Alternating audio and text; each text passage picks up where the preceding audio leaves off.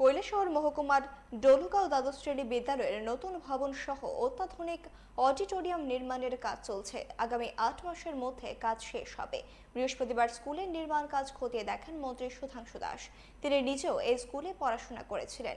বিগত বামফ্রন্ট সরকারের আমলে বহুবার বিদ্যালয়ে নতুন ভবন নির্মাণের দাবি উঠলেও তা পূরণ হয়নি। যে স্কুল আমার নিজের স্কুল, আমি একসময় স্কুল থেকে পড়াশোনা করেছি। গত 25 বছরের বামপন্থীদের শাসনে এই স্কুলের অবস্থা অত্যন্ত জরাজীর্ণ অবস্থায় ছিল। আমি বিধায়ক হওয়ার পরে এই স্কুলটাকে পুনর্গঠন করার জন্য, পুনর্নির্মাণ করার জন্য ত্রিপুরা সরকারের শিক্ষা দপ্তরের পক্ষ থেকে প্রায় 8.5 কোটি টাকার স্যাংশন আমরা প্রদান করেছি RIDF এর মাধ্যমে। এবং পরবর্তী সময় এই স্কুলের অত্র এলাকার যারা ছাত্রছাত্রীরা আছেন, যারা পড়াশোনা করেন এই স্কুলে, তারা যাতে উন্নত মানের পড়াশোনা এখান থেকে পেতে পারে, শিক্ষা যাতে ব্যবস্থা এখানে চালু করা যায়, তার জন্য বিদ্যাজ্যোতির আওতায় এই স্কুলকে আনা হয়েছে।